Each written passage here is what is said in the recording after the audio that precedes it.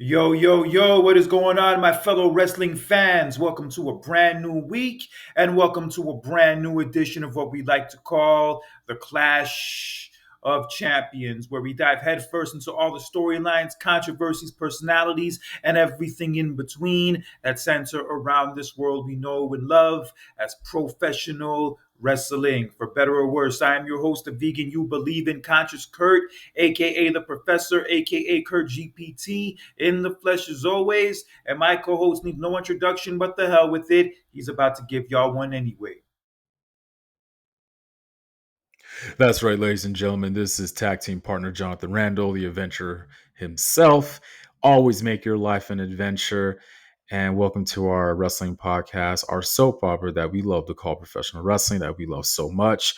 And here we are to dive in and all that news that you need to hear. And also, it is our favorite special edition of our show. It is our back in time session, ladies and gentlemen, because we're hopping back into our wrestling DeLorean as we're headed back to June of 1993, ladies and gentlemen. We are covering King of the Ring in Yeah, Ohio, Dayton, yes, Ohio. That it was.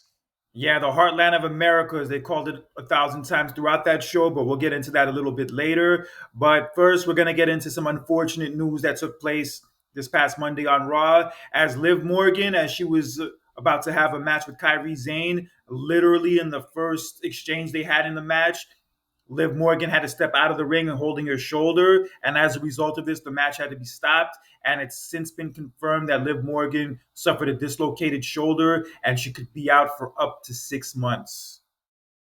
Yeah, man. I was watching Raw live that day, and I was watching the match, and it ended so abruptly, and I was a bit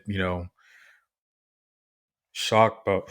Sorry, I was kind of shocked about what happened and everything, but and I was really concerned about Liv Morgan, and I saw the photos of her injury, and I was like, man, oh my god, that sucks, man. Felt so bad for her, and just we hope for a speedy recovery. Really, just a bad time to get hurt, especially in a storyline that she's involved in with Roxanne Perez, and also you're still the current tag team champions along with Raquel Rodriguez. So it really sucks though, but injuries do happen in this business. It happens, but it really sucks though.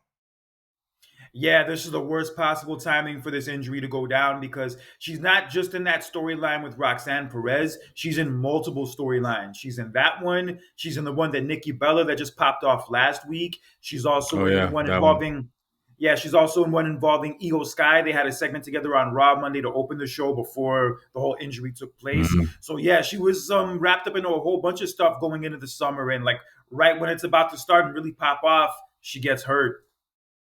Yeah. Yeah, man. That it was just a nasty. Oh man, just a nasty photo. I saw it, man. Dislocated her shoulder like that, man. It's oh man, I feel bad for her. Um, Yeah, overall, overall, this was one of as a show of an episode of Raw that this past Monday. Overall, was one of the really good episode of Raw.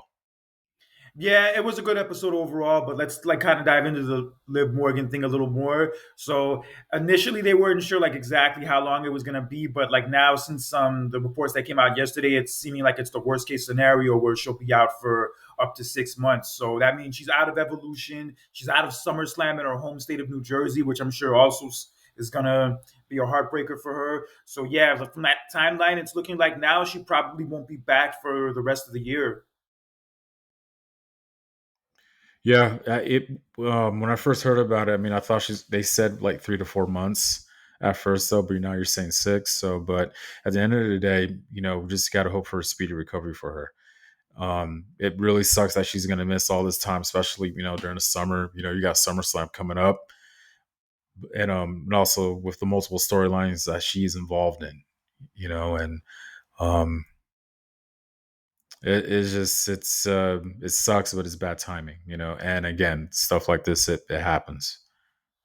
Yeah, but now that she's out, the only logical like idea I can come up with for what they do while she's gone is they do a storyline kind of like the one they did with her and Dominic last summer, where with her being out injured with a shoulder injury, kind of the same thing that happened to Rhea, Roxanne Perez starts trying to get with Dominic and starts like putting the moves on Dominic over the next few Yeah. months to the point where like you're constantly in that direction. And also, in addition to that, I could see her possibly taking Liv's place as Raquel's partner so that Raquel doesn't have to relinquish the titles.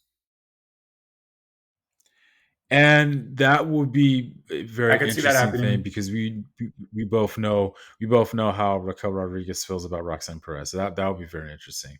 Also, another interesting thing, how they could do a storyline where Roxanne Perez is going after Io Sky Yeah, for the that could title. also happen. Yeah, because Roxanne Perez is one of the final four in the Queen of the Ring tournament, which we'll dive into in a couple minutes. But yeah, I could see them doing these kind of storylines with Liv being gone. And honestly, if they do go in that direction, I definitely see Liv Morgan coming back as a babyface. And with the timeline, if she Yeah, is out for that long, she is the clear favorite to win the Royal Rumble next year. yeah, I could see that happening, and this would but like I said, with this whole thing going on, this really opens up like a bigger door for Roxanne Perez with the potential things that we could sum up for her. You know what I mean? It is really good for her in this position, though. But what she just mentioned about Liv Morgan, about her, being hurt, and with these possible scenarios that could happen for Roxanne Perez, yeah, I could definitely see Liv Morgan coming back as a baby face. And depending on what time of the year when she comes back, pretty much will be the end of this year. Yeah, she could be a clear cut favorite to win next year's Women's Royal Rumble. Yeah, but I just wish her a speedy recovery. Really thinking about her. I really feel for her with this whole situation right now. It sucks. The worst timing. She was really killing it. I even said that ever since she lost the title, she's maintained her popularity, and if anything, got even better since she lost Hmm. the title. And yeah, it just sucks that Yeah, everything's all falling apart the way it has. But I really hope she gets well soon. And yeah, really feel for her. All right, but in any event, in wishes out to addition to go that, go to her, man. I hope she gets better, man. yeah, me too. But in any event, we had other stuff go down on Raw this past Monday, which also featured a celebration of the new World Heavyweight Champion Gunther, and that celebration was quickly interrupted by Goldberg, who got a great reaction. Actually, got a really great reaction.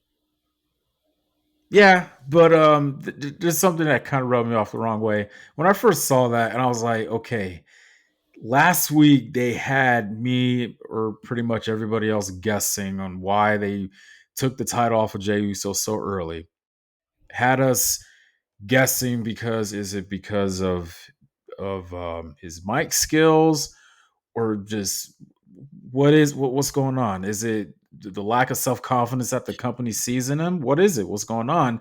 And then when I see this, and they're like, they literally took the belt off of Jey Uso just so they could work a program between Gunther and Goldberg. For the title. Yeah. I mean, I don't think it personally Yeah, needed the that title. I'm kind of not. it look.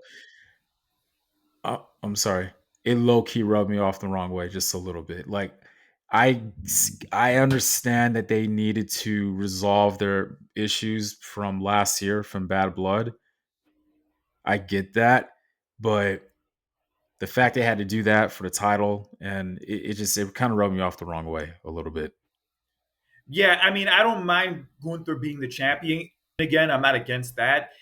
But I don't think Gunther and Goldberg needs to be for the title. No, no, it doesn't. And then I get it. They're having Saturday night's main event in Atlanta, and so is Evolution. I get it. But I just look, like you said, I don't mind having the title back on Gunther. It looks good on him. Like I love it. But it was just like they did all of that to get the title off of Jey Uso for 51 days just so they could do this. I Yeah, and admittedly so, Rikishi had every right to kind of go off a little bit the way he did about oh how Jey yeah. Uso's title reign ended so abruptly. I mean, Yeah. granted, I'm happy he got the title. I'm happy he got his moment and all that, had the run he had the first half of the year. But to be honest, when you look back at his title reign, it was clear that they did not have really any faith in him. No, I mean, like, and look, in his couple of his title defensive, sorry, a couple of his last couple title defenses that he had didn't end in a poetic way. There was always a somebody interfering. There was no clear cut, clean finish. You know, the only outside of Gunther, the only like storyline that he had with somebody was Logan Paul. Yeah, he didn't even have a PLE title defense at that either. That was also weird. No, yeah, Yeah, but anyway, yeah. So Goldberg came out. He confronted Gunther. He congratulated him, but he also said that he didn't forget about that whole situation that happened at Bad Blood. And he said it started in Atlanta, and he's gonna put an end to it in Atlanta. And then he told Gunther that he's his, and also he told Gunther that he's next. And after that, it was revealed that these two, yes, will face each other at Saturday night's main event on July 12th for the World Heavyweight title in Goldberg's hometown of Atlanta, Georgia, the same place where he dethroned Hulk Hogan back in 1998. But this match is not going to go down the way that match did, because I easily see Gunther wiping the floor with Goldberg, and then we finally see Goldberg right into the sunset, and he'll give us one last farewell. you know what's gonna happen. What's going to happen? So you remember how remember when Kevin Nash defeated Goldberg at Starrcade and Scott Hall Yeah, interfered? yeah. What So about it? what's gonna happen is that Goldberg is gonna try to he's gonna do this spear Gunther, right? But before Goldberg even spears Gunther, your hero, your goat Bret Hart is gonna come out there and with a stun gun and stun Goldberg. Hey, anything's possible. That would be pretty funny if it did happen I that know. I'm way. just saying. I'm just talking this, huh? Huh? It would be pretty funny if it did What? happen that way. You will love that. I just You'll liked love that. Admit it. I just liked how they put that whole compilation together of the amount of time all of Goldberg's last few matches have lasted, and then Gunther responded to it in a tweet saying, "I guess I could spare 3 minutes." It's funny, yeah.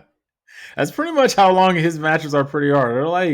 They're not even 5 minutes. I feel like they're lesser than that. I think he got the timing right. I know that for sure. Yeah, so this match does not need to be any longer than that. It'll be fine for what it is. It's Saturday night's main event. It's in Goldberg's hometown. It's fine. At least they're not doing it at SummerSlam. They're doing it on this show, which is pretty much a glorified house show I was anyway, for how afraid they these were gonna. shows play out. So, Yeah. it's all good.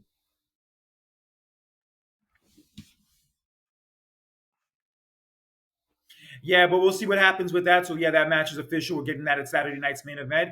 But the highlights of Raw this week were the King and Queen of the Ring tournament matches, and one which saw Asuka advance to the semifinals in her first match back in over a year, as she defeated Raquel Rodriguez, Stephanie Vacour, and Ivy Nile. Yeah, I was hearing that she they brought back her old theme song. They did bring back her old theme song. You didn't hear it? Yeah, it was good. Yeah, I was Yeah, hearing they a lot brought about that it. Yep. back. Yeah, honestly, one of the highlights of this match was seeing Stephanie Vacour do the devil's kiss to Raquel on the apron. Yo, that shit looks sick. I know everybody was talking about that. I saw the up close personal video of that too. That was a great sight to see. Uh, yeah, I love both of those girls. There's just One too many. man This is like doesn't a love both whole girls. list of women wrestlers, especially in this year alone. Where I'm just like, my God, it's just like it's a long list of so many I like. Yeah, it's ridiculous. But Core, I kind Yeah, of thought was gonna win here. I kind of like the her and Asuka just got to yeah.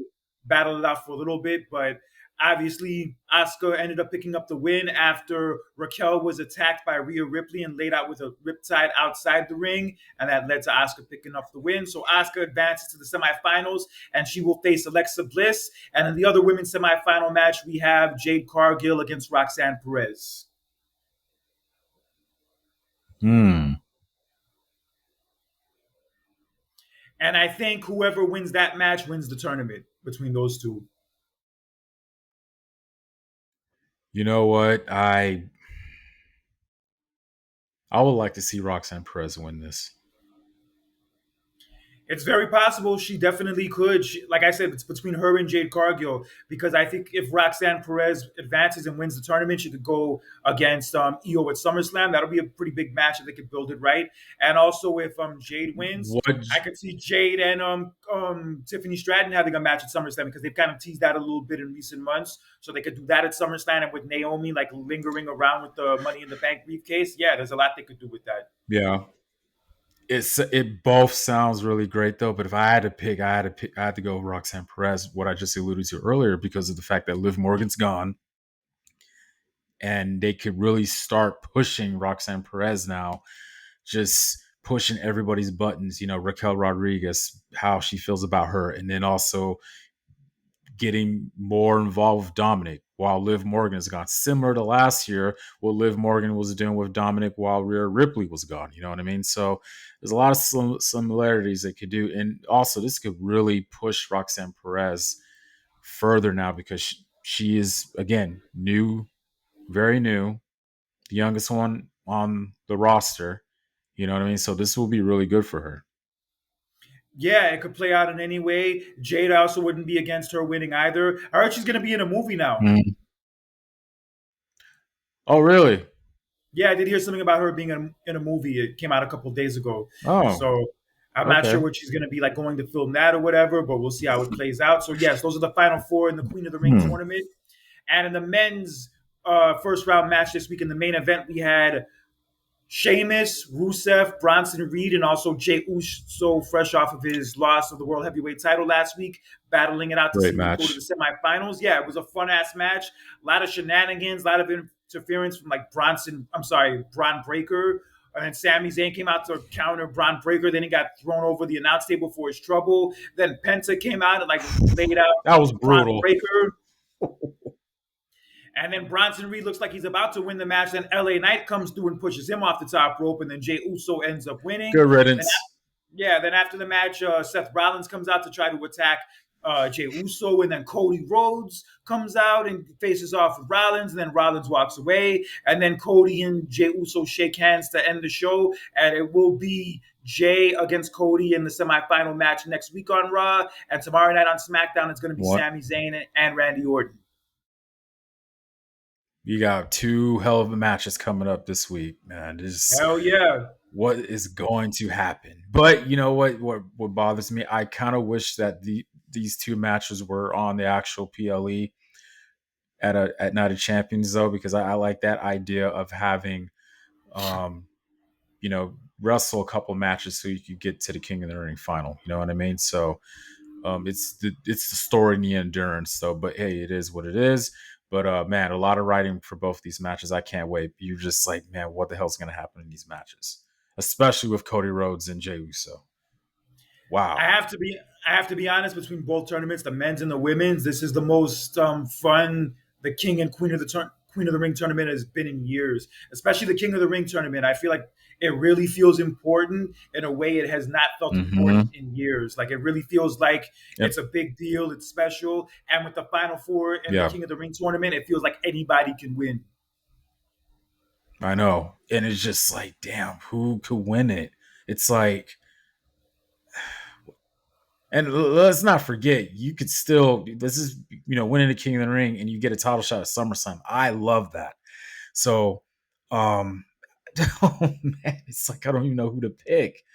Man, I loved how they create this, you know, optimism and all that stuff surrounding this, man. And it, I don't know who the hell to pick. Well, we still got a Just in few general, days, as a so whole, if I had to pick any, huh? well, we still If got a I had to few pick any days. of the four men, I know. If I had to pick any of the four men just to win the King of the Ring, I feel like Sami Zayn is the guy to do it. Yeah, I agree. If I had to pick one out of the four of them, I think he would be the one I could see challenging for the title at SummerSlam and really doing something with the story involving him. So, out of all four of Mm, them, I think he needs it the most. Cody was just a champion yeah, for a year. Randy Orton's already yeah. established how Randy Orton lost in the finals last year. Jey Uso just came off being the champion, so I don't really think he needs it either. I don't want to And see Jey plus, on top of that, Uso. he won the Royal Rumble. that not only that, but he also won the Royal Rumble this year. So it's like he doesn't really like need it. You know what I mean? It's not. It's cool that you're competing for it, but it's like, do you really need it? No, you don't. Yeah, and also I'm not really trying to see Jey Uso and Gunther again. I feel like we've seen that Yeah, enough. I know. Yeah, so Sami Zayn, I picked to win the tournament. We'll have our full predictions for King and Queen of the Ring and for Night of Champions next week, but that's pretty much how the tournament stands right now. And we also have coming up this Monday on Raw, in addition to that Cody and Jey Uso match, we have for the Intercontinental title that chicken tender slut Dominic Mysterio defending against AJ Styles. And after a heated segment on Raw between Becky and Bayley, we do have it official for the Women's Intercontinental title. It's going to be Becky defending against Bayley, with Lyra Valkyria linking in the background. Yeah, she was kind of a little surprised that she was getting a title shot backstage. So yeah, um, man, Raw's going to be epic next week. Can't wait for it. And yeah, I knew AJ Styles was going to get his title shot pretty soon, especially, even before Backlash, they were hinting at the fact that AJ was going to challenge Dominic for the title. And so he's finally getting that opportunity, and I can't wait for it. Actually, I stand corrected. That match between Dominic and AJ is not happening on Raw Monday. It's happening at Night of It's on Night of Champions. Champions. Yeah. That was my mistake. But the Becky and Bayley No, you're match good. is going to be on Raw Monday, and I think that's definitely going to Mm-hmm. end in some kind of disqualification, and that's going Yeah. to lead You're in a gonna you're that's gonna going to make a lead to like triple a threat three match way. at Night of Champions. Well, no, it's going to lead Yeah. to a three way either at Evolution or at SummerSlam. Oh. Night of Champions is too soon. Mm. Wait, Night of Oh, Champions is okay. way too soon. Yeah. All Okay. right, but yeah, so that's how things are looking right now as far as those storylines going. We also have actually at Night of Champions as well, John Cena and CM Punk. They had a crazy segment on SmackDown this past Friday where basically they were trying to call like Punk a hypocrite for the whole Saudi Arabia thing. Look, I think a lot of people are making too much of a big deal about that. It was a different time, different setting. CM Punk was not with the company at the time. Okay, you gotta just let bygones be bygones, and just whatever about it. Look, he's gonna like he said before when he first came back. He is here to make money, not friends. Okay, so if that means that he's gonna go all the way halfway across the country just to win the title, to take the title away from John Cena, then he'll do it. So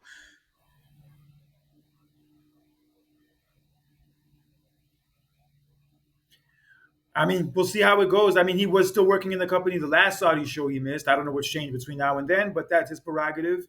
And oh, also this Friday on SmackDown, we're going to see John Cena go one-on-one with Ron Killings after Ron Killings attacked him multiple times last Friday. twice. That Yeah, was he did. funny. You saw that altercation that he got into with Nick Aldis backstage. Yeah, Cena's losing his damn mind, and I would like to say he's losing that title at Night of Champions to Punk, but I don't see it happening.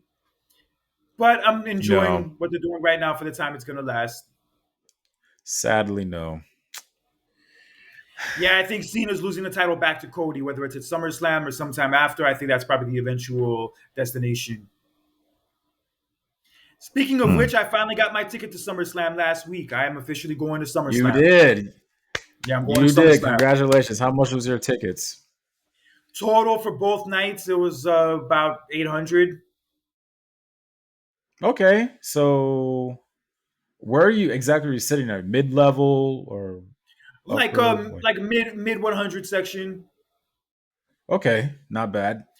So Yeah, I like wanted to how make sure. much was it like if it was just for that one night, what I'm assuming would have been like around like $400, I guess. Yeah, give or take. It was total like 670, but then with the taxes and like with the extra charges and all that, Taxes it and rounded fee. up to 800. It's not bad. It's not bad. Yeah, I don't have to pay for it all at once, so that also works. But yeah, I'm just happy that I'm finally going to SummerSlam for the first time since 1997. And that same area, also the Meadowlands, that's where I went to Yeah. SummerSlam last time. So it's going to be a homecoming in that sense. First Okay. stadium show I'm going to for WWE since WrestleMania 33. And yeah, I'm looking forward to it. And I'm looking forward to seeing how this card shapes up. As far as Cardi B being the host, I have mixed feelings about that, but who knows? Maybe she'll end up surprising us. Okay, it just sucks. So I just wish there were the prices for WrestleMania this year, man. That 800 is not Yeah, bad. yeah. Eight I'm hundred is curious to not see bad. It what really kind of. isn't. Yeah, it's not. I'm curious to see what kind of reaction Cardi B's gonna get. And I ain't thinking about that too much right now. I'm just excited that you're going and I happy definitely. for you. And Yeah, I'm happy I'm going too. I could definitely see Jalen Brunson and possibly Tyrese Halliburton being in some kind of match or some kind of angle there too, because yeah. obviously their history. Speaking of that, we don't know if he's gonna play today. I was hearing that he may play today or he's not. I'm just it's a game time decision. If that's the case, I think the Pacers can kiss it goodbye because the Thunder are winning I their know. first championship. After what I saw, I mean, I really haven't been really keeping up with the finals though, but I was just watching Yeah, just a little bit of game five. Was it game five? No, game four. yeah. Game five was And I was kind of just, huh? Game five was the most I'm recent game. sorry. That's the only game I actually watched. Game five was the most recent game. That's the game I was Yeah, that watching on okay. Monday night. Yeah, it was game five. Yeah, I just after what I was watching a little bit of that, I was like, this series is over. I was like, then I don't care who wins, honestly. I just, Yeah, the look, Thunder the win, games that would look be like they've great for been them. look, the games have looked like they've been good from like some of the final scores I've been seeing and whatnot, but it's just not interesting with the two teams involved, the markets, the lack of story. The Really, mark, yeah, just not that yeah. interesting. Yeah, I yeah, but think that after what happened, yes, huh? no disrespect to either team. Both teams are great. They made it to the finals for a reason, but yeah, I have to be honest. It just hasn't been that interesting. I'm sorry to say, it just hasn't been. It's not. And look, if you're like just like a diehard basketball fan and you're invested in it, cool. You know what I mean? But like I said, dude, if the Knicks were in this finals against the Thunder, oh, I would have been locked in watching it because the Knicks are in it. You know what I mean? So you have a big market team that's involved in the finals. It's a popular team in the NBA. You know what I mean? But I think after what happened yesterday, and Kurt, you know where I'm about to go. After what happened with the news that just broke with the Lakers, with Jeannie Buss selling his team to Dodgers owner Mark Walter for $10 billion, that literally just took over the NBA news, and not just the NBA news, but the sports news in general. Yeah, it's a big The story, Buss but we'll family no longer owns the Lakers, Kurt. Well, it hasn't been officially sold yet. They still technically own them, so it's not official yet. But we'll see how it goes, and we'll see how Game Six of the finals goes tonight. If the Thunder end up winning, or by some miracle the Pacers push a Game Seven. But if they do that, it'll be the first time Doubt it. since that 2016 finals that we do get a Game Seven. But Yeah. I don't think it'll be as epic as that one was Hmm. because that's a hard one to top. Even No. though LeBron said some kind of odd comments recently about how like rings aren't as important as they make them out to be and Oh all that God, jazz. that I don't even know where it. I that And that's I'm oh sorry, my God, it just kind of just rubbed me off the wrong way. LeBron's an incredible player. He's definitely one of the goats of all time. But just some of the things he says and does sometimes, yeah, it kind of makes it hard to root for him. It's just weird because it's like even Stephen A. Smith even proved his point. He was proving a point. It's like if you're if rings is not in like an importance for you, right? Then why did you leave Cleveland to go to Miami to team up with Dwayne Wade and Chris Bosh, which you won 2 titles with, and then after that you leave Miami to go back to Cleveland with the intentions of trying to bring a championship to the city of Cleveland, right? Yeah, and it's just a weird thing to say because of the fact that it's coming from him and the fact that he has such a bad like one loss record in the finals. Granted, he still has 4 titles. You can't take that away from him, but just that one loss record he has in Yeah. the finals, yeah, it's something you can't really ignore. You just got to get over it. Like, look, like at the end of the day, man, like not everybody's championship record is going to be good or bad or perfect. It is what it is. At the end of the day, hey, you did win. You won 4 championships. You can't take that away from him. You gotta. like some haters are gonna like, well, he didn't like, I didn't, but just who cares? I'm not gonna bash him for it.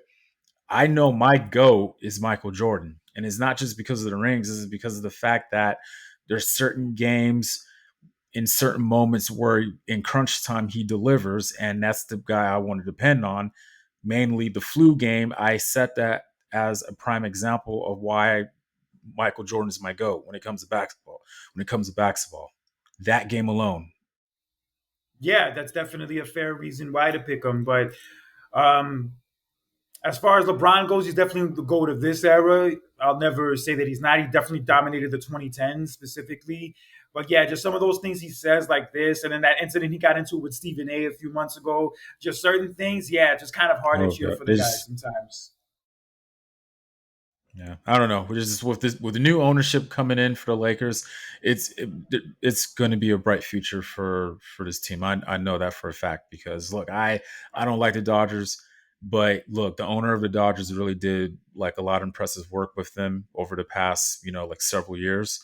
So the work that he's doing with them, I know that big changes are gonna happen with the Lakers, and you have a rich owner that's has the money, is willing to spend to get big name players. So not just in sports, in any kind of ownership, when you ownership really counts. When you have good ownership, everything else at the bottom falls down. It turns out well, just like with wrestling. When you have good ownership, everything else works well. Yeah, and we'll see how well that works out. But let's switch gears a little bit. Let's get into the news about SmackDown, as it was announced a few days ago that SmackDown will be going back to 2 hours. July Thank 4th, they're going to do it. God. July 4th, they're going to do a 2 hour SmackDown that's going to be taped beforehand for July 4th. And then it's officially going to go back to being 2 hours on August 15th. Thank God. Thank you. That oh man, I was yes, you had look for any TV show, like when it comes to wrestling programming, when if it's like live on TV, you cannot do 3 hours unless if there was like a special, which they used to do back in the day, where every once in a while will be a 3 hour special. Oh, cool, you know what I mean? Every once in a while, but not every week. I cannot sit there and watch a wrestling program for 3 hours when you have multiple commercial breaks in between. I can't do it.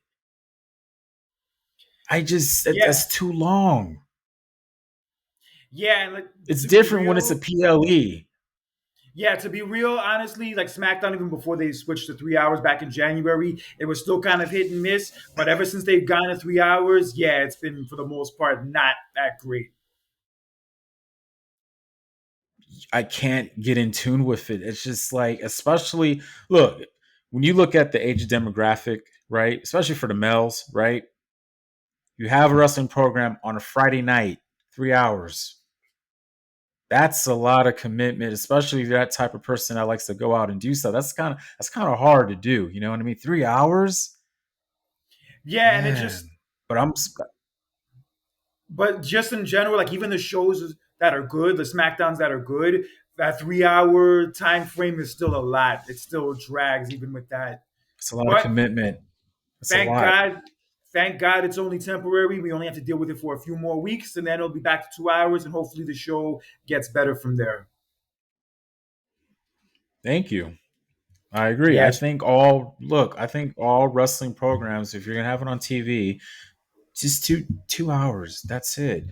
You got to remember, like TV shows are just like multiple commercial breaks. PLEs, it's not. It really isn't. I could get through a PLE with 3 hours, no problem, because it's a PLE. But a TV show is different. Yeah, it definitely is different. And yeah, just 3 hours of a Hmm. show, even if it's a good show with all those damn commercials and whatnot, it drags like a motherfucker. And luckily with SmackDown, it will drag like a motherfucker no longer. I feel like that's like the one little issue I have with Raw on Netflix is that there's just too many commercial breaks during their show, especially during a match. Like they do it with every match. It's like they'll go like a minute and a half into the match and they're already showing a commercial. I don't like that. Well, I rarely ever watch Raw live these days. I'm usually busy on Monday nights, so I don't have that problem. But I could see Oh, how that would okay. be Yeah, annoying. Oh, yeah. Yeah, and even on the Trust me. PLEs, the Whenever, PLEs, yeah, and even on the PLEs, that gets annoying too. Like on the PLEs, they do a bunch of ads and have the ads all over the yeah, place. That's also kind of annoying. true. Like maybe you'll see what I'm talking about. I mean, hopefully there'll be an opportunity when you watch Raw live. Yeah, you're definitely gonna figure out what I've been talking about. Like it will be every match. There'll be like a minute and a half into the match. The match is like really going well, and then like, oh, we're gonna show a commercial. Like they did that during Jey Uso and Gunther a lot.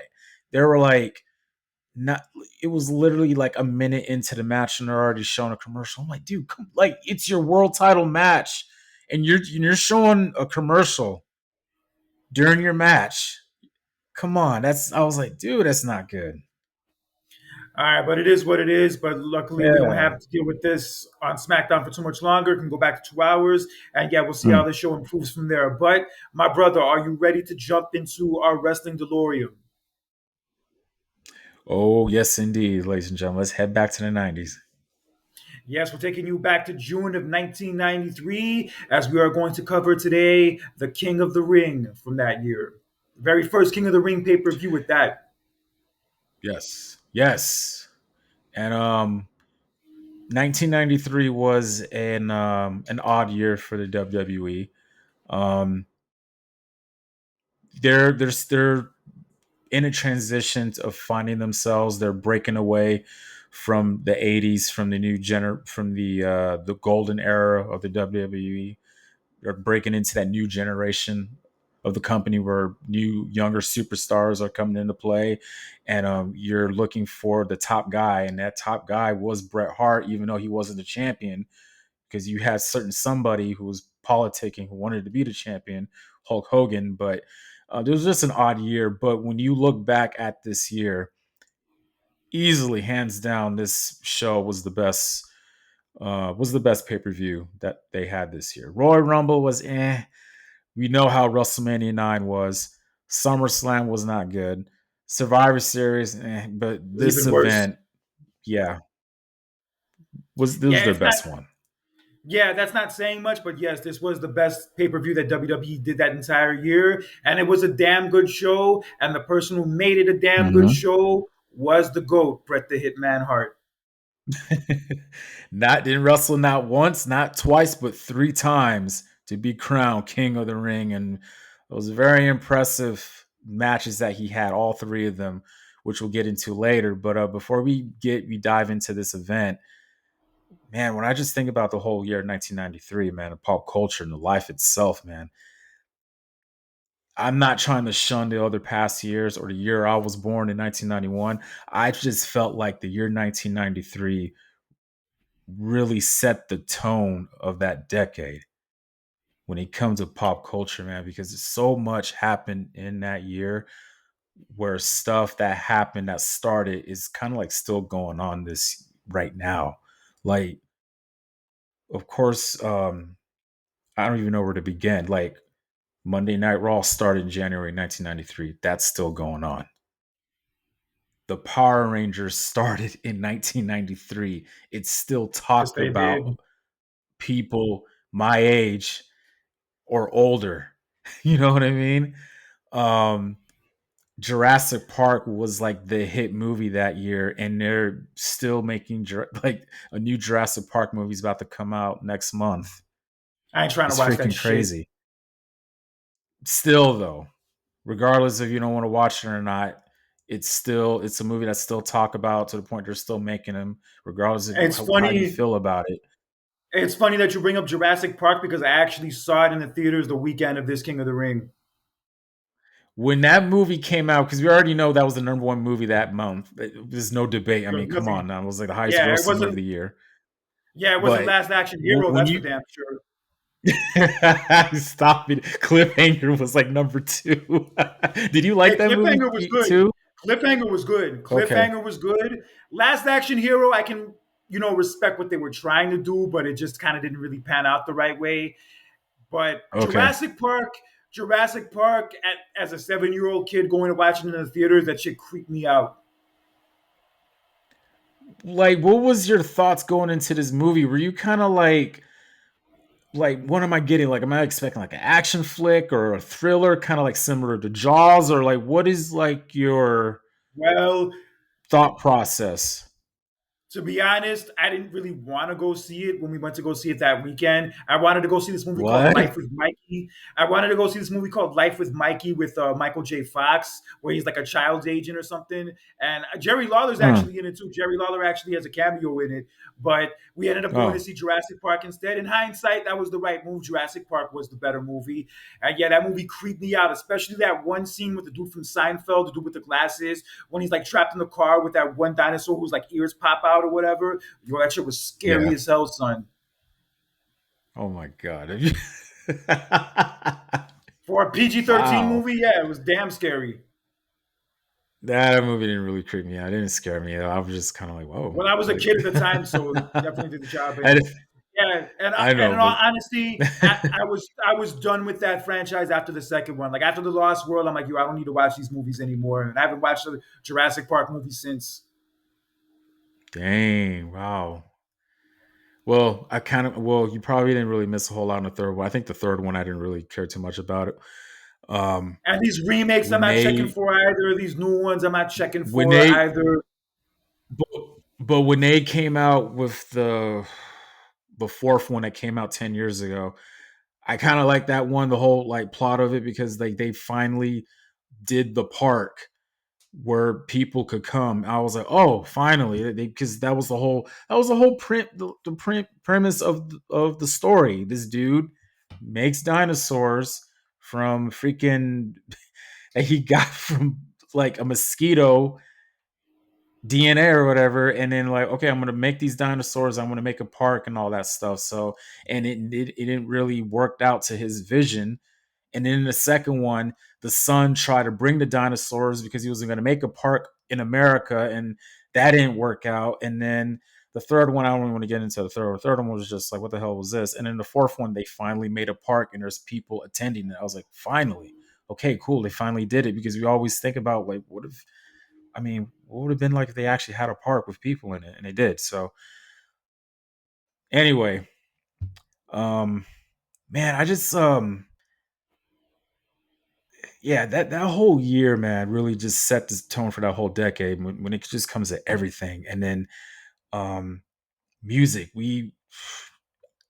I think other than 1998, I think 1990, 94, 93 are one of the best two best years of, mainly when it comes to hip hop music. Well, '93 was great. They had 36 Chambers from Wu Tang, Doggy Style from Snoop Dogg. Also, you had the Chronic that came out at the end of '92 that Tribe was still Called hot Quest. throughout most of '93. Oh yeah, Tribe Called Quest, Low End Theory, yeah, it was a classic. Yes. I'm sorry, Midnight Marauders, my bad. I Midnight have to Marauders. I was getting it mixed up yeah. with I the have to '91 say album. that's my favorite album from that year. Midnight Marauders, it's fair. It's close. It's between that and 36 Chambers. Either one of those are a good pick.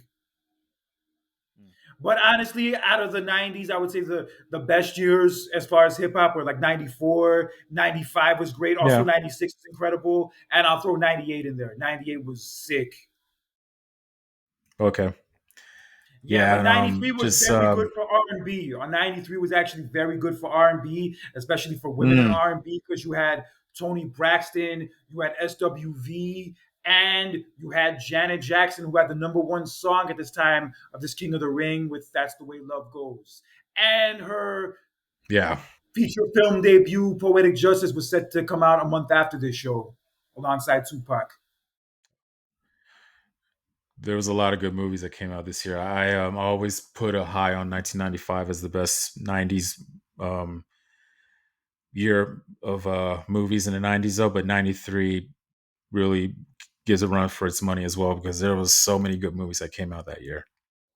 Especially in the summer. And one really good one that was out around this time that Tupac was supposed to be in was Menace to Society. I didn't know he was supposed to be in there.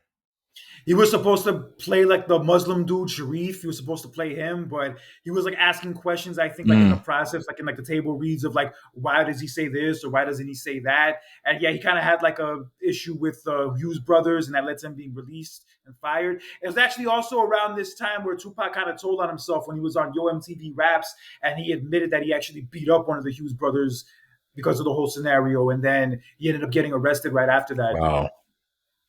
Dang.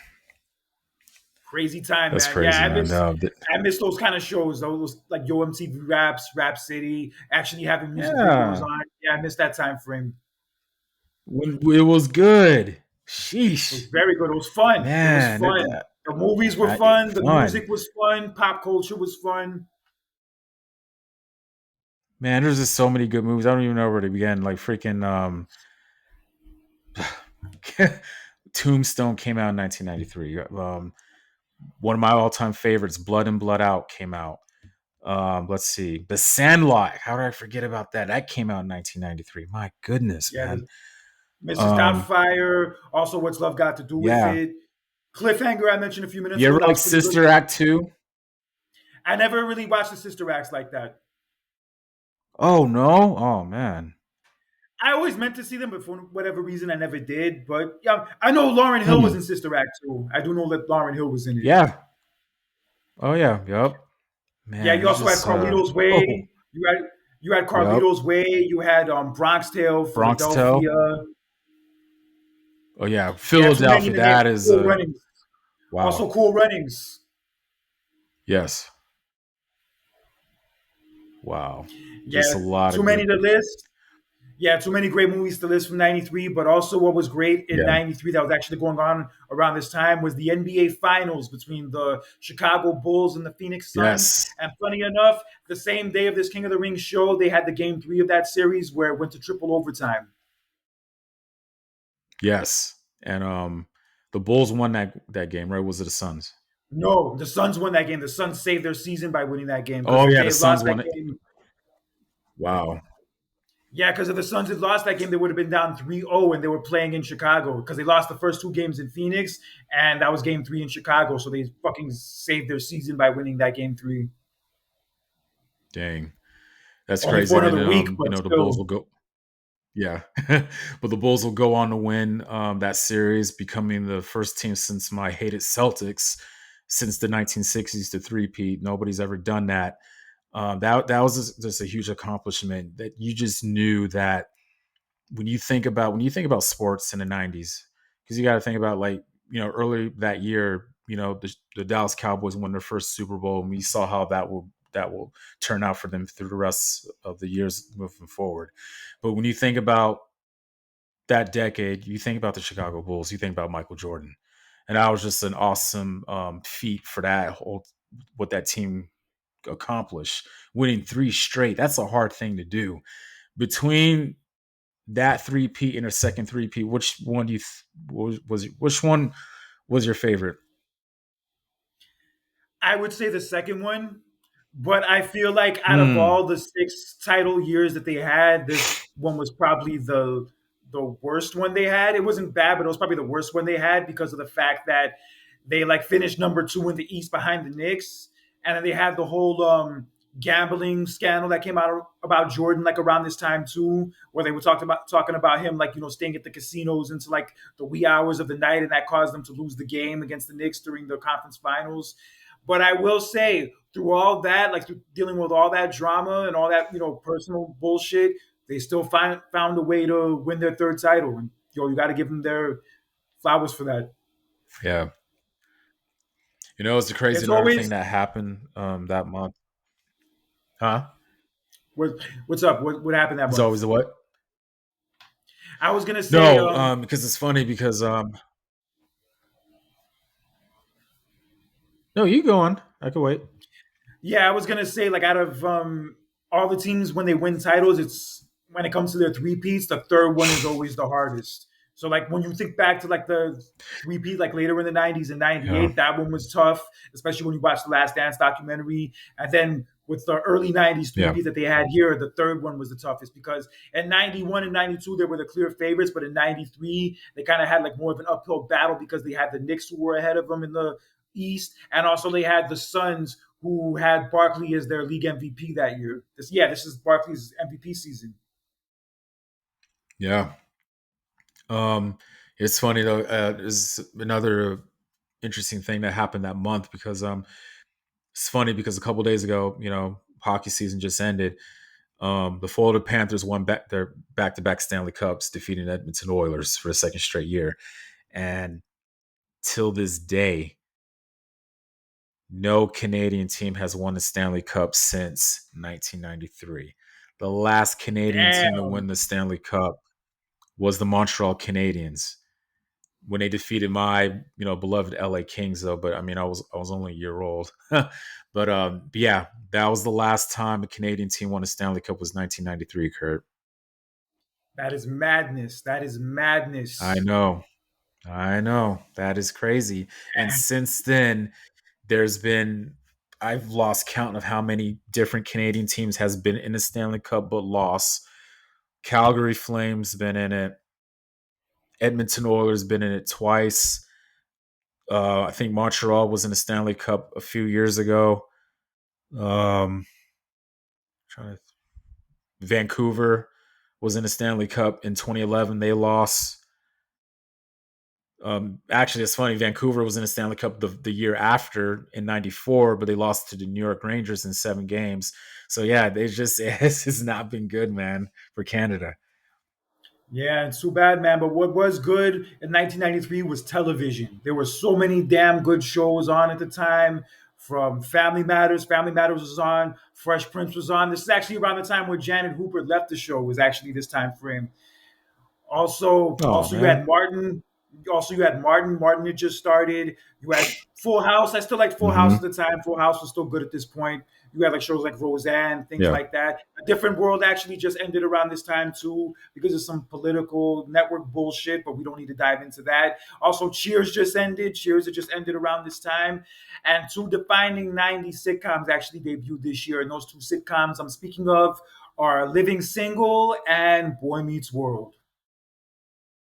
Yes. Oh yeah. That's great, man.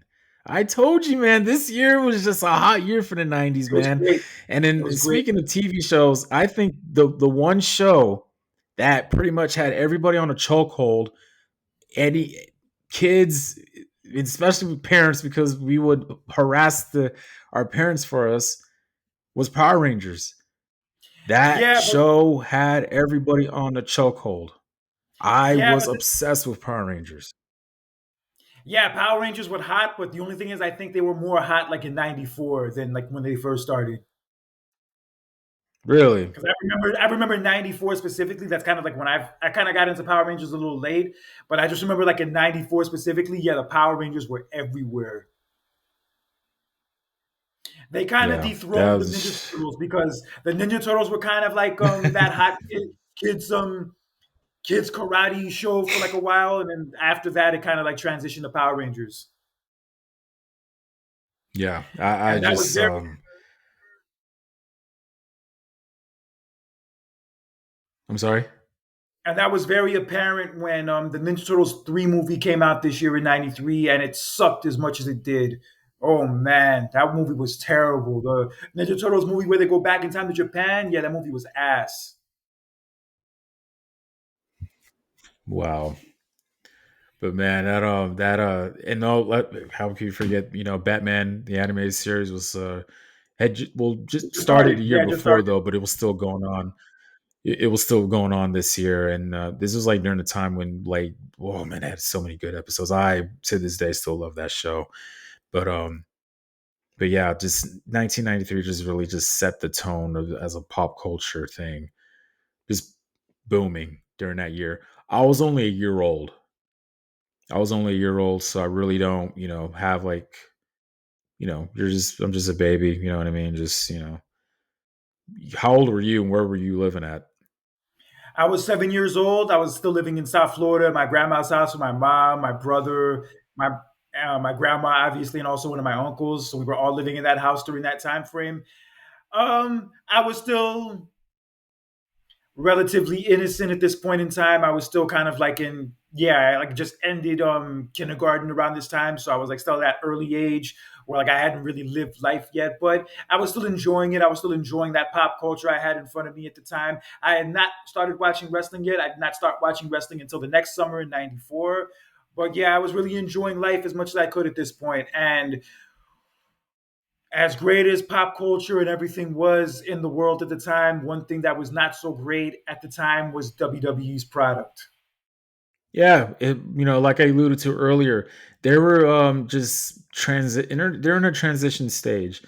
Especially after, like last year with the steroid stick scandals, and just it was just a messy time for them, and then you're transitioning to something different. You're going into new superstars, younger superstars, but you're trying to find like the new guy, the new face of the company, which was Bret Hart. You're moving away from an era of wrestling where big muscular guys were your guys. Bret Hart wasn't like the biggest, but he was the most ring adequate guy who told a story in the ring. And that's what they needed. That's who they needed. And he was clean cut. The fans liked him. He was fan friendly. He had cool ring gear. He had the glasses and all that. So Yeah. he seemed like the right guy to like center the company around going into this new decade, this new phase. But as it was really starting to pick up for Bret, as he was just starting to get that momentum going, you know who Hulk Hogan decided to reappear. He made his return at WrestleMania 9, loses in a tag team title match with Beefcake to Money Inc. in the early part of the show. And then after Yokozuna defeats Bret Hart controversially at the end of WrestleMania 9, Hulk Hogan comes out to protest what happened. And then Mr. Fuji challenges Hogan to an impromptu match for the title on the spot, which Hogan ends up winning after 2 minutes after Mr. Fuji accidentally threw the salt into Yokozuna's eyes. So Hulk Hogan, after he'd been gone for a damn year, comes back and wins the title for a fifth time.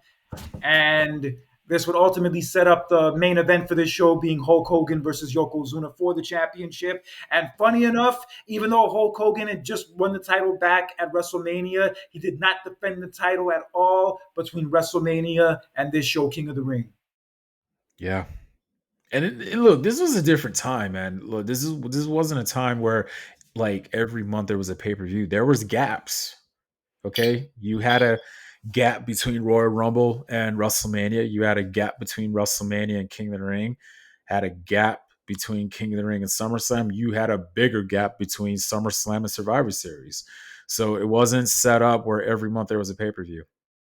Well, Of course, and that was the thing. King of the Ring as a pay per view was new at this time. This is the first time they had ever done a pay per yeah. view for it. Because back in the day, they would do it like randomly at house shows, and they had Mhm. like the King gimmicks, like they had Macho King, they had King Harley Race, and all that jazz.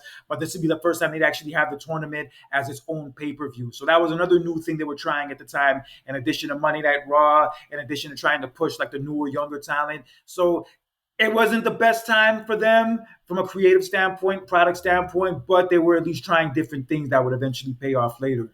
And I love it. And I'm telling you, I love tournaments. I love tournaments. Tournaments tell a story, especially when you have a tournament within one night, because it tells a story about the endurance and how much are you willing to go to get to the ultimate goal. I love that type of storytelling. You know what I mean? And it's the endurance and the capability to show yourself, the company, and the fans how much do you want it. And Bret Hart that night showed it in 3 matches. And all of the 3 matches, his second match against Mr. Perfect, which we'll get into later, that was his best match. That was like the best match of the night, hands down.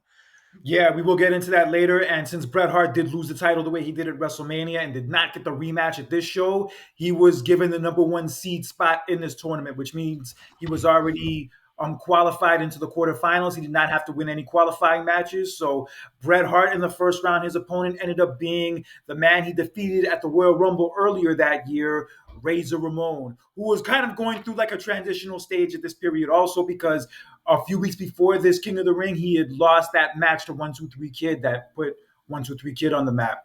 Yeah. and the fans were giving him a hard time for it when he was walking to the ring Yeah, they were because of that chanting one, match. two, three. Yeah, they were chanting one, two, Yeah. three at him the whole time.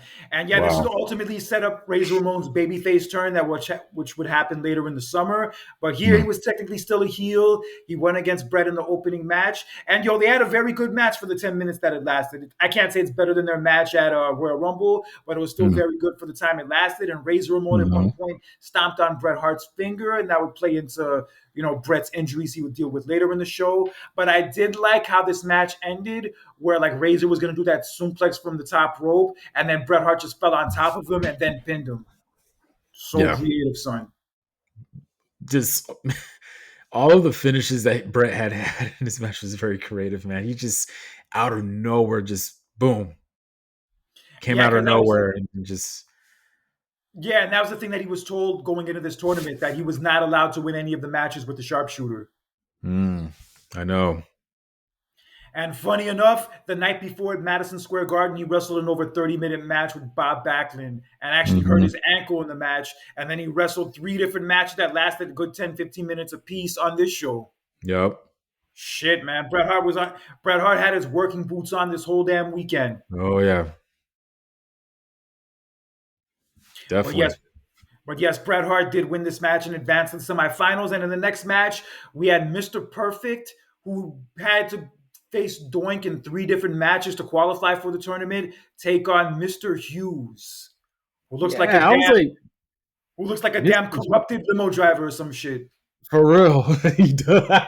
Stop. He does. He does. It looks like that limo driver who's going to take you to the place you didn't ask to go to. Right. I think he looks way more suspicious with the sunglasses, dude. I'm just like, okay, okay. Yeah, I didn't really know that much about him. Really, I like, to be honest, one of my few times ever watching Mr. Hughes was honestly this show, and this match Hmm. was really nothing really special to write home about. It was like really quick, and Mr. Hughes, not knowing the damn rules, hit Mr. Perfect with the Undertaker's urn that he stole the day before on Superstars and got his ass disqualified. Mm. So Mr. Perfect ends up advancing to the semifinals to have a rematch from SummerSlam 91 against Bret Hart, which we'll get into in a few minutes. And then in our next match, we had Bam Bam Bigelow take on Hacksaw Jim Duggan. Yeah, I mean, not a whole lot of writing on this match. I mean, you kind of knew that Bam Bam Bigelow was going to get the win. Um, I don't know. What was your thoughts about this match? Pretty much the same thing. It was quick. It was to the point. Yeah, We knew Bam Bam was going to win. yeah, And out of all of like kind of the gimmicks that were around in the 80s that were kind of still around at this point, Hacksaw Jim Duggan, I would have to say, felt the most out of place here. yeah. I was kind of like, Yeah, wait, he's on this card, like, huh? What's going on here? Yeah, yeah. yeah, I it was mean, so weird. no offense to him, like, but it was 1993, dude. It was kind of like, this is getting a little bit old, man. Yeah. Yeah, it was just weird having him around still at this point. I know they did that angle with him earlier in the year where Yokozuna hit him with multiple bonsai drops and he was coughing out blood. And then he had like a couple matches on Raw with Shawn for the IC title, one of them being a lumberjack match. But yeah, he just felt like really out of place. And especially with the tank top he was wearing and everything, it's like, yo, this doesn't really feel like it fits. No. Which explains why he lost to Bam Bam Bigelow with the diving headbutt the way he did, and that was Yeah. that. And Bam Bam Bigelow advanced. Hmm. And then in our final quarterfinal match, we had the narcissist Lex Luger, who could not get his eyes off the damn mirror of himself to save his damn life. That's why he's called the narcissist, Kurt. Take on take on Tatanka, the undefeated Yep. Tatanka at the time. Yeah, who should have lost to model Rick Martel the year before at Mania, though, but that's a different story. Martel was used basically to lose to people by that point, by That's 92, 93. horrible. Yeah, well, 93 though, but 91 and before that, my God, sheesh. Nah, by like 92 when he was doing that program with Tatanka, yeah, he was basically used to establish Tatanka because Yeah, Tatanka was the new kid. horrible. But But anyway, then Yeah, so like before the match starts, they make Lex Luger put like a elbow pad on because of the metal plate he has in his elbow. Tatanka comes out and then Lex Luger just attacks him and throws him out of the ring just so he could look at himself in the mirror longer. And then Tatanka just pushes the mirror on top of his ass, which is funny as hell. And yeah, this would be a prelude to the feud that they would have the next year in '94 involving DiBiase. But here the roles were reversed Yeah, with Tatanka being the babyface, Luger being the heel. And yeah, this match ended up going the time limit, and the match ended up being a draw. So and because of that, Bam Bam Bigelow automatically advanced to the finals. yeah, and what's crazy about that whole sequence? So like when the match ended, right, and they declared that the match was a draw, Lex Luger kind of got like a babyface reaction when he announced that no, let's continue the match, and they were like, hey, I was like, and remember, Lex Luger is a heel at the time, and this was before his feud with Yokozuna, and he does the all American gimmick and all that stuff. This is before that. He gets a little bit of a babyface reaction when he says like, no, let's like continue the match and everything. We need to see a winner. Like, I don't know if you caught that, but I was just like, oh, I that's think they were. first. I think they were cheering It because was they wanted the match. brief. I think they wanted the match to continue, and there Yeah, was no set winner, so that's probably why they cheered. They weren't really cheering for Luger, so I know, that's but yeah, I pretty know, much why but they it's were kind of yeah, reacting but that it's way. like it's kind of weird that the heel does it because usually like the baby face is the one that's like, nah, let's continue the match, but it's the heel that was doing it. You know what I mean? Yeah, but then as Luger said this, like Tatanka was like kind of like trying to get himself back together, and then as he was doing that, Luger knocks him out with the metal plated forearm. Hmm. Yeah, that was a devastating move during that time. Yeah, he was knocking everybody out with it. I And then know. Tatanka was no exception. And this would pretty much be one of Lex Luger's last appearances as the narcissist character, as he would become the Made in the USA Lex Luger just 3 weeks after this when he body slammed Yokozuna. Yeah. Crazy. Crazy how much so much change in such a little amount of time. But yes, I so know. Tatanka and Lex Luger are both out. So that leaves Bam Bam Bigelow in the finals, and he's going to meet the winner of this next match. As we had Bret Hart against Mr. Perfect, and before the match, they had a backstage interview with Mean Gene Okerlund, and Mean Gene was like stirring up mad shit between the two of them.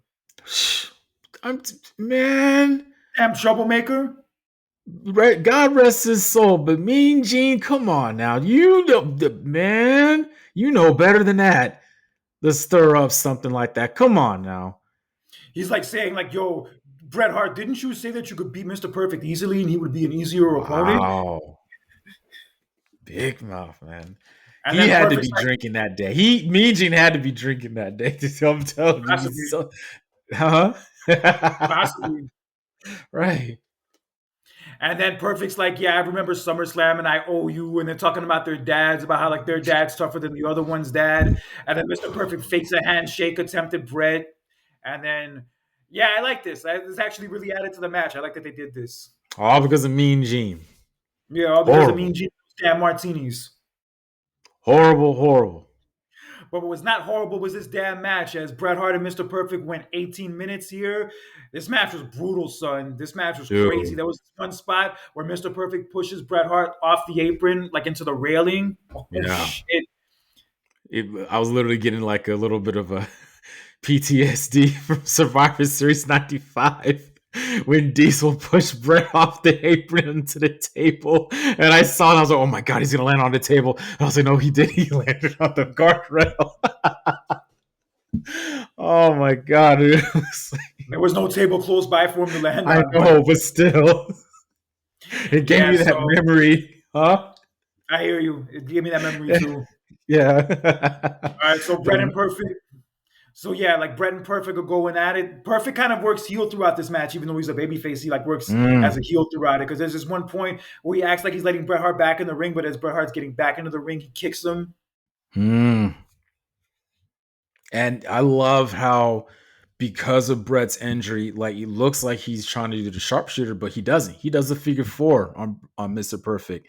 And he had him on that figure four for a while. And it looked like at a point where I'm like, oh my God, is Mr. Perfect gonna tap out? And but no, he gets to the rope and he breaks the count.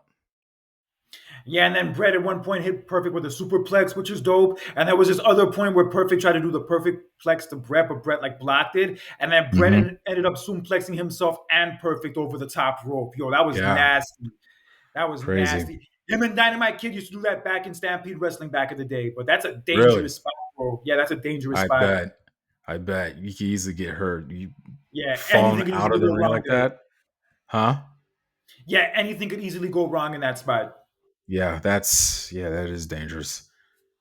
But luckily, both men seem to be fine from this spot. Then they get back into the ring. Mr. Perfect puts Bret Hart in a small package, but then Bret Hart reverses it into his own small package and picks up the win to advance to the finals.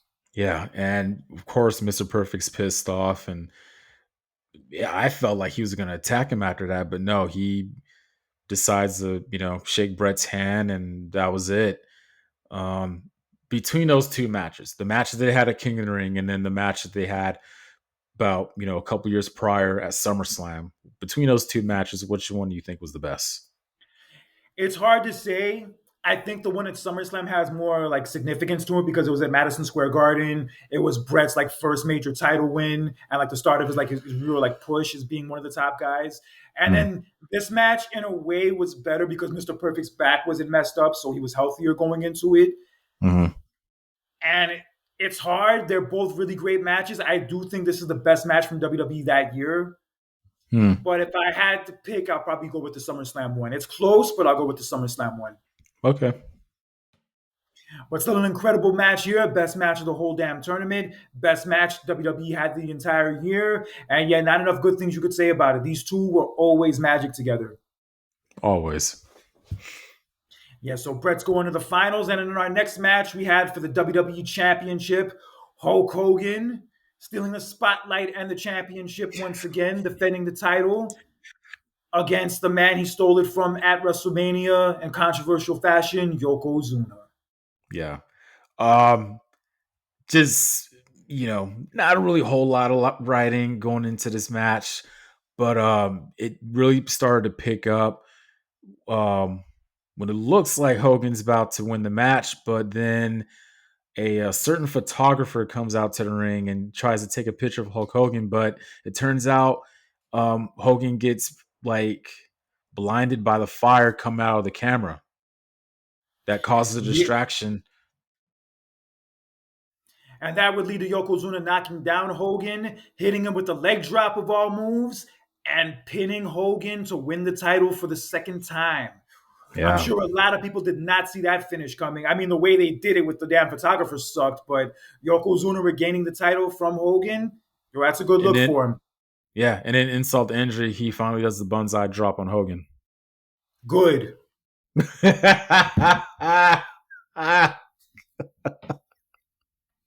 Yeah, like honestly, when I look back at Hogan from this period, it just pisses me off. Like when I look back at the promos he was doing, just the way he comes off, it's like, yo, why the fuck are you still here? And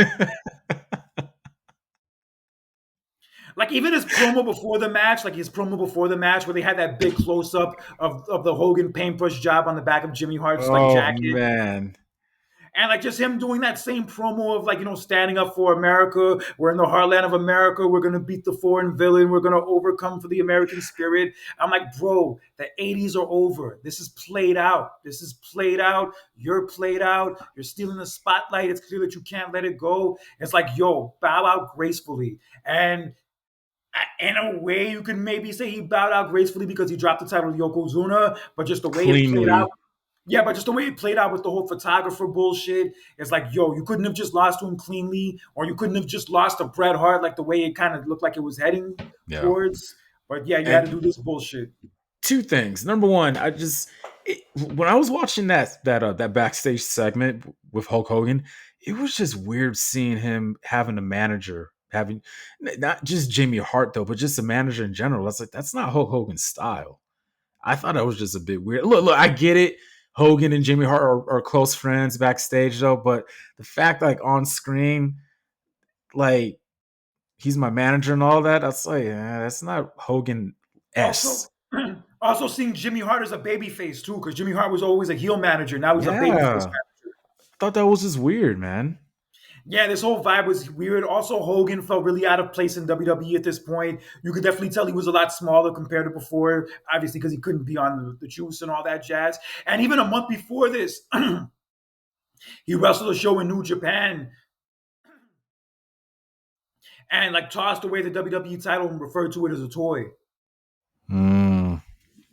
Yeah, he was just coming off really bad during this period. Like it was clear he was like only out for himself, and he wasn't Mm. out for like the company's best interest. Because yo, he won the title what like 2.5 months before this at WrestleMania. Did not defend the title once in that time frame. Didn't appear on TV like live once in that time frame, and didn't wrestle at all until like a month and a half later on a house show. And Pretty during that time, he was doing matches with like Beefcake against Money Inc. pretty much just holding the title hostage. And then Yeah, when you refer to him, like what are you doing here and all that. Look, I go back to that WrestleMania 9 documentary on Peacock about how look, they kind of just brought Hogan in just so they could like pretty much so they could sell tickets, I And get it, but like he didn't need to be the champion. That's my biggest I know. argument. He did not need to be the Yeah. champion at this point. Yeah. Yeah, I mean, look, whenever I look at this event and this match in particular, right? I always say to myself, this is what should have happened at WrestleMania. This was kind of like the payback. Like, this what should have happened, Like, yeah, Hogan winning the WrestleMania 9 was unnecessary. And now we're at this point where this what should have happened. Well, what maybe should have happened is that he should have lost the title to Bret Hart at SummerSlam, which Bret Hart thought was going to happen. But then Oh, around yeah. this time, he was being told that it wasn't going to happen, that Hogan didn't want to do it because he was too small. And funny enough, when Hogan got backstage after this match, Bret Hart bitched him out. Yeah. Bret Hart It literally was told him, crazy. yeah, Bret Hart literally told him on behalf of me and all the boys in the back, go fuck yourself. Glad he did that. Good. Yeah, because you could just tell from the whole vibe of Hogan at this point, he's clearly just out for himself. He's clearly just looking out for himself. Hell, he was doing promos on the set of Thunder in Paradise throughout the build to this match. Mm. Yeah, it's like, bro, get your old ass out of here. And funny Yeah, during this time, a year later, he'll go to WCW. yeah, he would end up in WCW a year later with like a new beginning, a fresh start, all that good stuff. But yeah, this was the end of the Hogan era officially on WWE TV. Yeah, Yeah. Hogan wouldn't show up on WWE TV again until No Way Out 2002. Mm. But Hogan actually still did wrestle house show matches with Yokozuna like in the month or two after this. And Yeah. hell, there's even footage on the WWE Vault page on YouTube of a confrontation that happened a few days after this King of the Ring between Hulk Hogan and Giant Gonzalez. Really? Yeah, you can find it on the Vault. Yeah, there was a lumberjack match with Hogan and Beefcake against Money Inc. And Giant Gonzalez was one of the lumberjacks, and then he ended up stepping in the ring with Hogan, and then Hogan actually backed away. Really? Yeah, Wow. we could have maybe gotten that match at SummerSlam if Hogan had stuck around. But no, they did Giant Gonzalez versus The Undertaker. But I still maintain, even though Hogan was stale at this point and Hogan was played out at this point, I still do maintain they should have done Hogan and Bret at that SummerSlam. That would have been a much better idea than what happened here. Although I have nothing against Yokozuna being the champion, I have nothing against him, but just the way this thing all played out with the whole damn cameraman with the fireball, which is actually Harvey Whiffleman. I don't know if you knew that. That was Harvey Whiffleman. Yeah, it was. Yeah, when I watched the video that you sent me about the interesting facts about it, yeah. Yeah, but Yokozuna, this would start off his title reign. But this was good for Yokozuna as this would kick off his title reign that would go on until WrestleMania 10 the next year. Hmm. All right, so moving on to our next match, we had an 8-man tag. We had the Steiner brothers and the newly debuted Smoking Guns against the tag team champions Money Inc. and the Head Shrinkers. Um, it was just It was a match. It was just a match to put on the show, yeah, just to basically. get through, kind of, you know what I mean. So Yeah. It was always yeah, just a way to get them all on the show. I heard the yeah. build up to this match was better than the actual match because I think on the Raw before this, Money Inc. tried to give Alpha, the manager, some of their money, and Alpha didn't know what to do with the money, so he ate it. So that pissed him off, obviously. Yeah. So this match ultimately ends when DiBiase puts Billy Gunn in the $1 million dream, but then he lets him go and just starts showing off.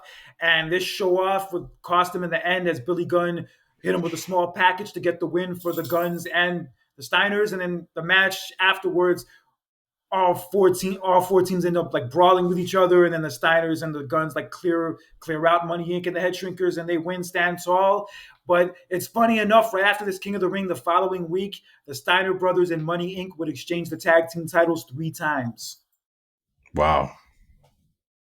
Yeah, the Steiners would beat Money Inc. for the titles the next day. Then Money Inc. would beat the Steiners for the belts a couple days after that, and then the Steiners would beat Money Inc. for the titles back a few days after that. Crazy, son. And it's so crazy how they would do these title switches on house shows so much back then. Yeah. I mean, they had Raw every Monday, right? During this. Yeah, they did. Yeah, they did. It's crazy they didn't do it on Raw.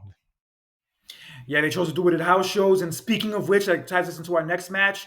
We had Shawn Michaels, who had just won back the Intercontinental title on a house show the week before this, with a debuting Diesel in his corner against Crush.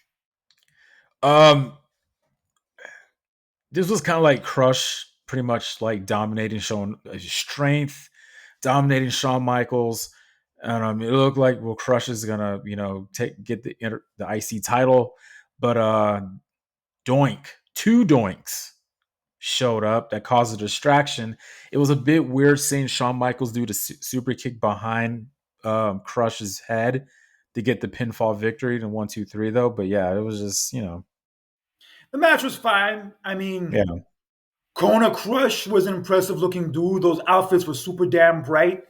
Right. But realistically, I didn't see him beating Shawn Michaels for the belt here, No. especially with Diesel just debuting as his no bodyguard. Yeah, this is definitely not going to be the end of Shawn Michaels' title reign, and it should not have been. So he retained here, and then that Crush and Doink feud would continue on up until Crush was put out of action by Yokozuna later in the summer with multiple blindside drops, and that would lead to Crush turning heel on Macho Man later in the year. Oh. Because Macho Man was the one who encouraged Crush to challenge Yokozuna, because throughout the match on commentary, you could hear Macho Man saying, I think Crush could slam Yokozuna. I think Crush could beat Yokozuna. So then he was kind of getting in Crush's ear about fighting Yokozuna. And then when he fought Yokozuna, it ended up that way. So then Crush blamed Macho Man for it. Wow. Oh, so that's how it started. Yeah, that's how their feud started. Wow.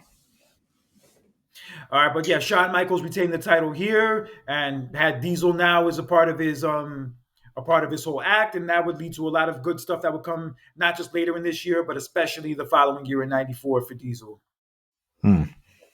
Yeah, so Shawn won here, and then on to our main event. We had the finals of the King of the Ring tournament as we had Bret Hart taking on Bam Bam Bigelow.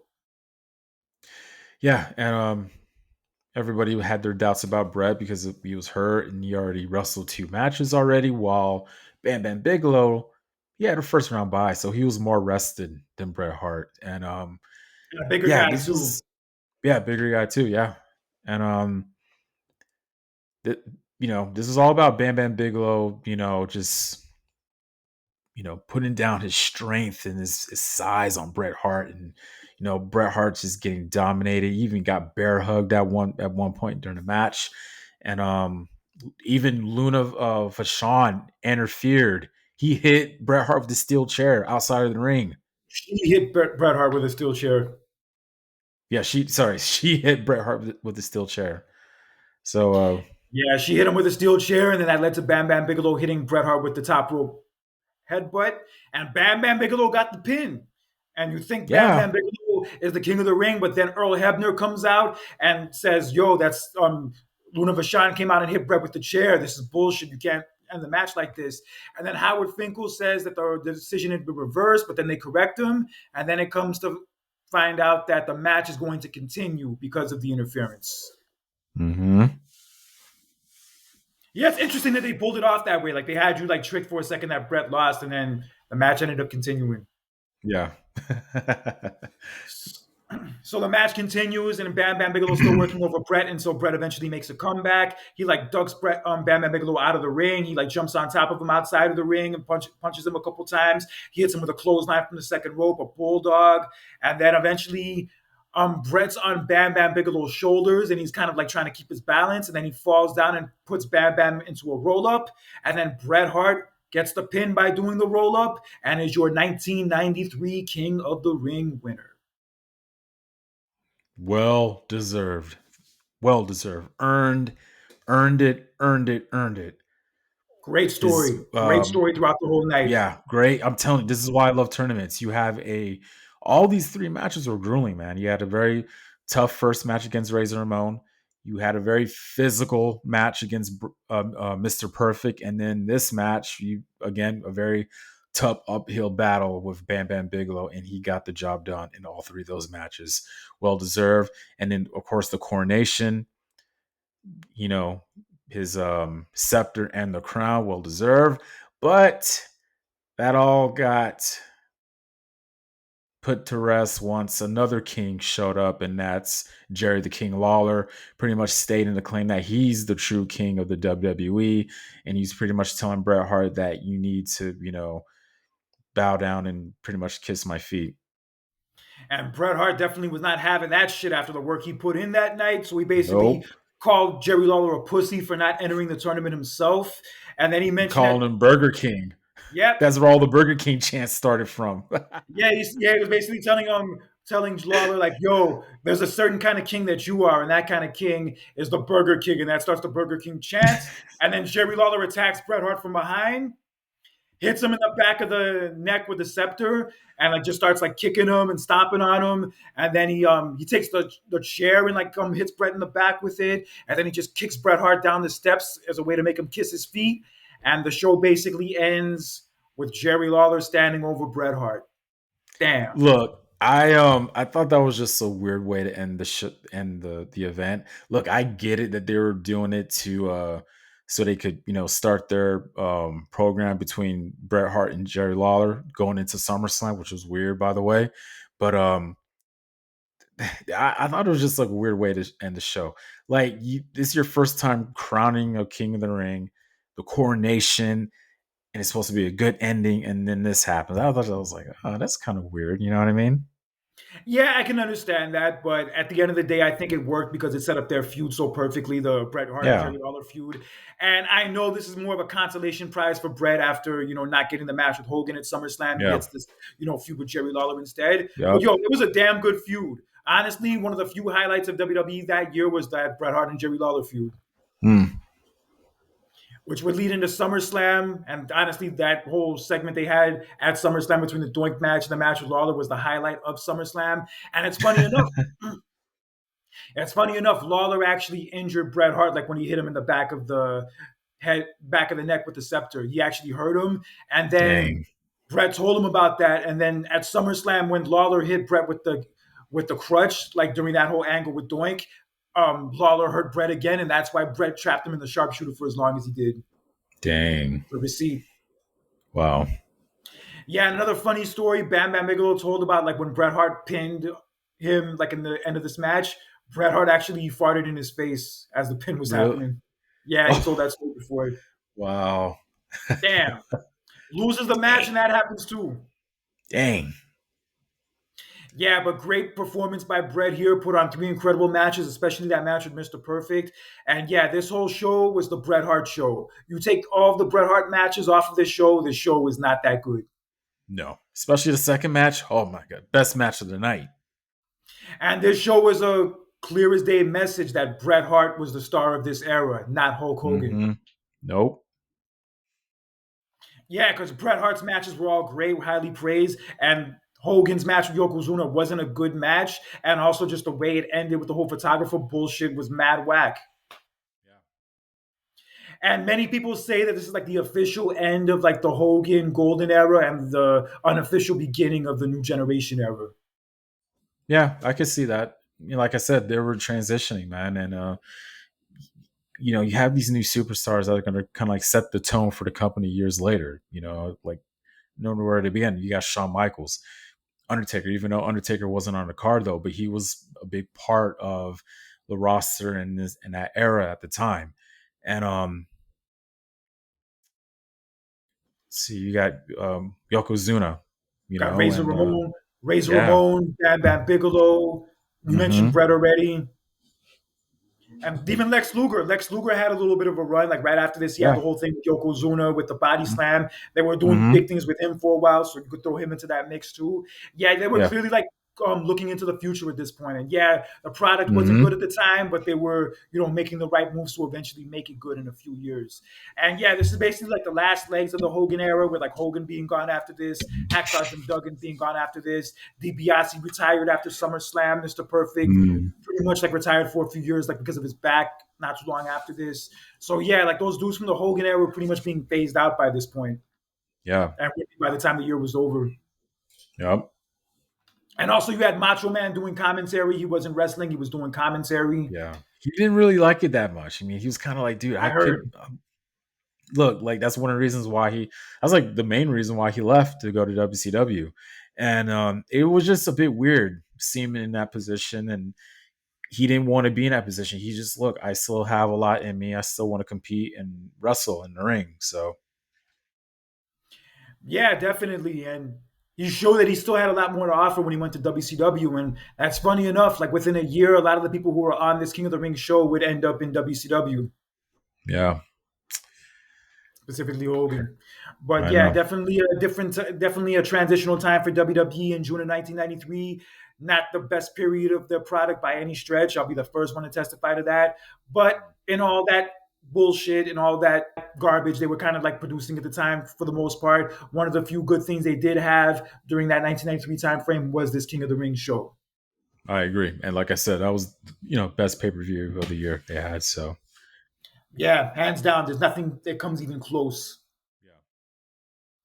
Yeah, so the highlights of this whole show obviously were all three of the Bret matches. The Crush and Shawn Michaels match was cool, and the Tatanka and Lex Luger match was okay also. But yeah, definitely a monumental show. Definitely a look into definitely out with the old, in with the new type of vibe from the show you definitely get. And yeah, I'm looking forward to next month's Wrestling Review Rewind. As you said, I believe you want to dive into Fully Loaded 99.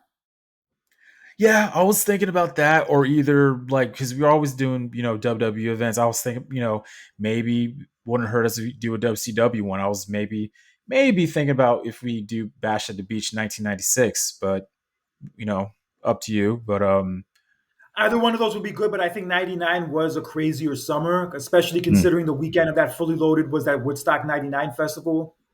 Ooh, Yeah. there's a documentary of that on Peacock. There's multiple documentaries about that.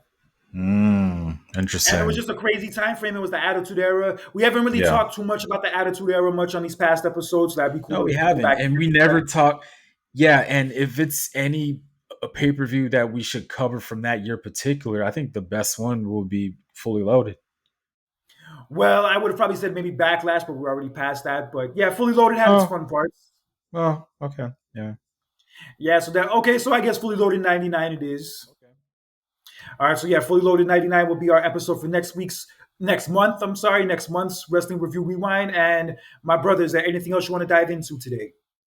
Oh man, I'll just nothing much, man. I cannot wait for Raw next week. Can't wait for SmackDown this coming Friday with the King of the Ring and Queen of the Ring still looming, and the semifinals coming up. I can't wait for it.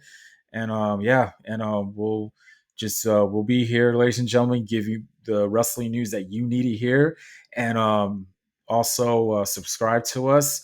Our episodes are available on Spotify and Speaker, and if you want to watch a video edition of this episode or any episodes in the past, we're on YouTube, ladies and gentlemen. Also follow us on social media. We're available on Twitter, known as X, and Instagram at the champs.clash. Subscribe to us, follow us, and we'll love the feedback and the support.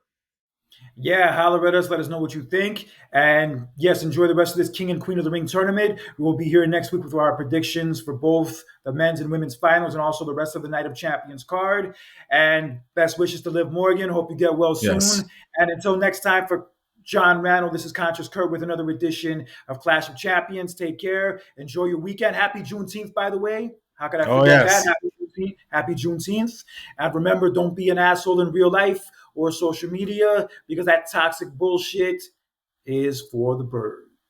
And ladies and gentlemen, stay safe, stay blessed, and always stay adventurous. Peace.